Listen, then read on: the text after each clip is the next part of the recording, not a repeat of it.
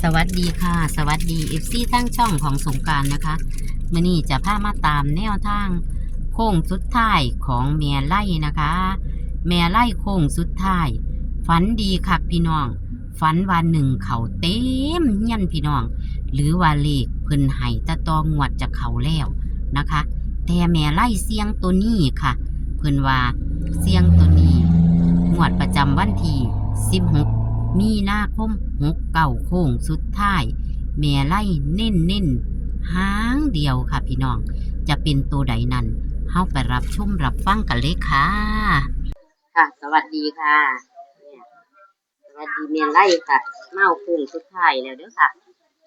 ยังว่าสิอันเสียงเลขอันเตาอันเฮาเอานั่นแหละ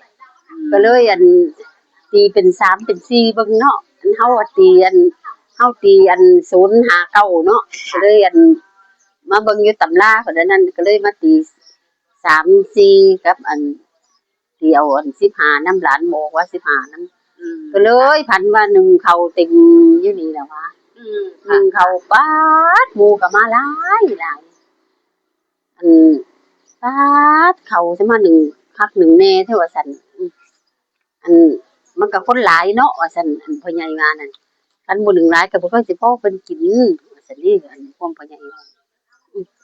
หนึ่งเขาเต็มอยู่นี่แหละก็มาเต็มผู้ใหญ่นึงก็ว่าตี3ตี4เนาะเตาเนาะอันเฮาใส่นั่นแหละว่าเตาออกมาจะคุมหาตัวนั่นแหละเตาค้านออกมาหาตัวในหูหาตัวเฮาตีอัน059ไทยกรุงเทพก็ตีคือกันกับเฮาคือกันแม่นบ่059059เฮาลง5คนวันนี้ก็เลยอันสิมาเว้าใหม่นี่แหละมีว่าหมู่อันผู้เฒ่าคุมนั้นมาวัดนํกันเพิ่นว่ามันสิเป็น4ผู้ยังนึงก็ตี4ตี3เนาะเก่าอ่อนว่าเต่านั่นมันเป็นไปได้อยู่ติ3กับ4เต่า3ก็เป็นไปได้แล้วก็เลยอันตี3กับ4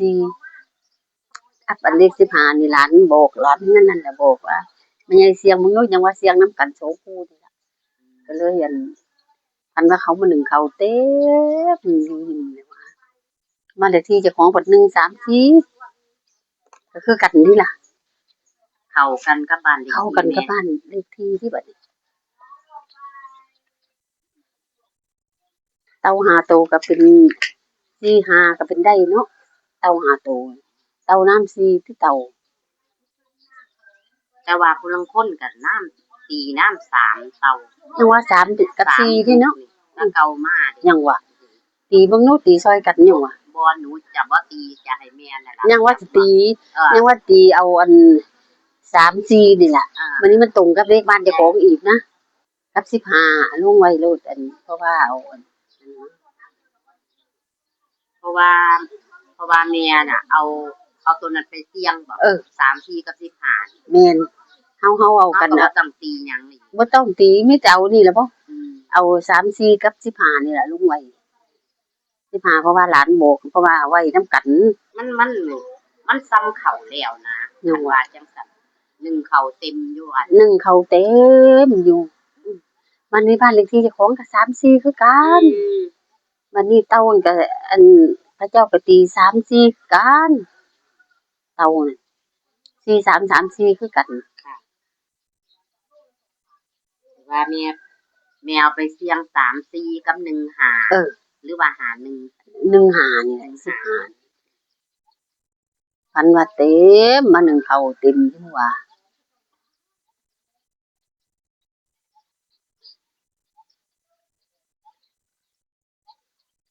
เลขบ้านเอา4 5ลงเด้หามันเป็นเต่า5ตัวนั่นจ้ะแล้วเลขบ้านแม่134มันตรงกันนะเพราะว่ามัน1เข้าอยู่ในบ้านเขานี่บ้านจะเข้านะวันนี้ก็เจ้าตีเลขเต่าก็34ผู้เฒ่าเพิ่นตีนำกันก็เจ้าตีค่ะเป็น059ก็แม่นเป็น34ก็แม่นก็เจ้าว่ามันบ่ตรงกันกับเลขบ้านเฮาเอา4 5ไว้นำเอา4 5ไว้นำเต่า5ตัวมั้ยผู้หญิงนึงก็ตี4 4 5 ก็เลยเอาลงไว้ ค่ะ มันตีบ่คือกันเนาะ ค่ะ ผู้อย่างหนึงอันตีคือเฮาหลายๆอ่ะ059นี่มันหลาย095นี่มันหลาย หรือว่าเลข059มันจะเข้าแล้ว จ๊ะ ก็บ่รู้จัก ถ้าบ่รู้จักเฮาก็ลงไว้เพิ่นมักจะซื้อก็ แต่ว่าแม่นี่เอามาเสี่ยงมือใดก็ค่ะ เอามาเสื่องอันมือเฮาอันนั่นล่ะบ่ก็มื้อคืนนี้ ไปแล้ว อันนี้นี่เอาอันนี้เพิ่นมาใส่เมื่อวานนี้ก็เลยอันมีไงเงินเพิ่นไปวัดนํกันเพิ่นเลยว่าไล่ไว้มึงก็อันว่าเป็น3 4นี่แหละเต่าว่าซั่นผู้หญิงหนึงก็ตี4ผู้หนึงก็ตี3ว่าซั่น4 5ก็เป็นได้3 4ก็เป็นได้ว่าซั่นเพิ่นว่าก็เลยอันอาม่านั่นคือสิพันว่าเพิ่นมานึ่งข้าวเต็มเฮือน เพิ่นคือสิเปิดเพลงเนาะบัดนี้เนาะ จักอยู่ไสพุ นี่ๆมันหันเฮาเว้าฮอดไสล่ะฮะ ฮอดนึ่งข้าว มันเลยตายเนาะ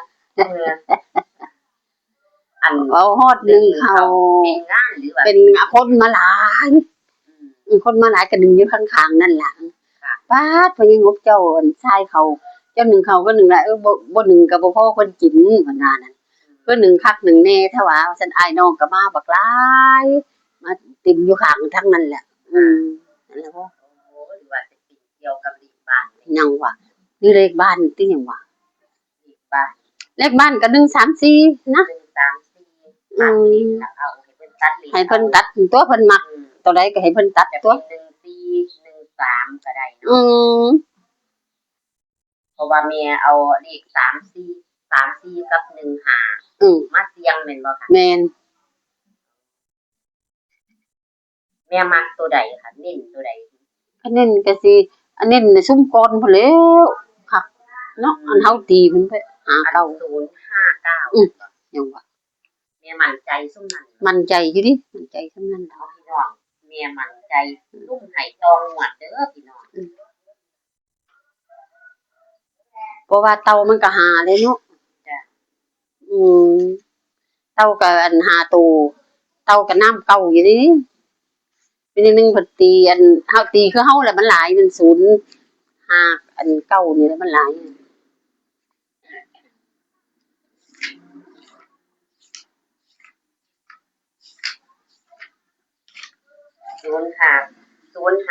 เฮาก็บ่ทิ่มแล้ว บ่แล้ว แต่ว่าแม่เอา มักตัวนั้น มาเสี่ยงแม่มาฝันดีนี่แล้ว ยังว่ามาฝันดีก็สิเน้นถึงอันนี้ติซะ ในงวดโค้งสุดท้ายนี่แม่ ก็สิ สิเน้นตัวใดซั่น สิ เพราะว่ามันเป็นแม่เสี่ยง34กับ15นะ เออ โค้งสุดท้ายมัน ก็สิเอา ตรงนี้ เน้นซุมนี้แหละสิเน้นอัน4อัน3 4นี่แหละบ่ก็ของเลขบ้านเฮานี่แหละบ่ มันเข้ากับเลขบ้าน มันเข้ากับเลขบ้านมันคือเข้ากันคักเด้ซั่นนี่ที่แรกยายนี่ว่าบ่อยากมาว่ามันบ่เข้าบ่เข้าคนก็มาคือเก่าหรือบ่ พวกเขาก็มาคือเก่าเอาคือเก่าคาเที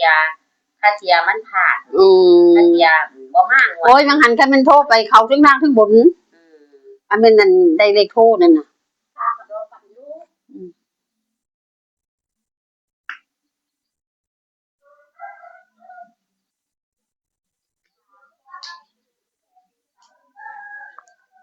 แม่ก็เล่นนิ่ง3-4เนาะค่ะเพราะว่ามันตรงกับเลข แม่นมันตรงกับเลขบ้านเพราะว่าเป็นหมู่มาหลายๆอยู่นี่ แล้วก็มาเฮ็ดมาหนึ่งเขา มาหนึ่งเข้าบักคักบักหลายอยู่นี่แหละ เลขมันเข้าแล้วบ่รู้ว่ามันจะเข้าอันใด นี่จักสิเข้าอันตองวดแต่จักมันสิเข้าตัวหนึง หรือจังไดนะคะพี่น้องเพราะว่าแม่ฝันดีฝันว่าได้หนึ่งเขาอยู่เฮียนอยู่ซ่านเต็มอยู่นะคะมันก็เลยเป็นว่าเลขสิเข้าแล้วแต่บ่รู้ว่าจะเป็นเลข จักสิ ตองวด จักตองวดจักสิแม่นนั่นโค้งสุดท้ายอยู่เดี๋ยวนี้แต่ว่าคงพันนี่ก็ฝันดีแท้สนุก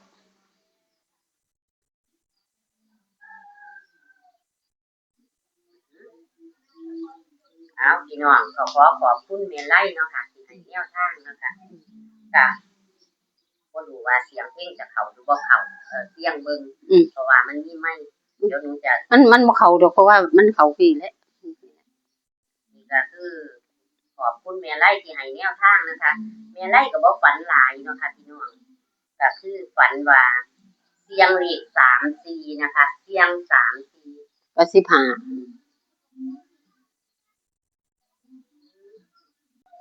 พี่น้องขอสรุปเลขแม่ไร่นะคะพี่น้องก็คือแม่ไร่เอาเลข3415มาเสี่ยงนะคะพี่น้องจากที่เพิ่นมีความฝันของเพื่อนเพิ่นนะคะมาบอกให้เสี่ยงเลขตอนนั้น059เพิ่นตีเพิ่นที่ฝันว่าเต่าแม่ค่ะพี่น้องเต่าออกจากหู5โตนะเขาเจ้าก็เลยตีให้3415นะคะพี่น้องบ้านนี้แม่ก็เลยเอามาเสี่ยง3415เอามาเสี่ยงแล้วฝันว่าได้1เขาเต็มเฮียนพี่น้อง1เขาอยู่เฮียนเพิ่นอยู่บ้านเลขที่134นะคะเพิ่น1แล้วเพิ่นก็ตีเพิ่มนะคะ45ค่ะพี่น้องเพิ่นตีเพิ่มเลขบ่หลายหางค่ะงวดนี้หรือว่าเลขแม่จะเข้าตะตองวดแล้วนะคะกับโค้งสุดท้ายนี่นะคะพี่น้องโค้งสุดท้ายบ่หลายหางค่ะ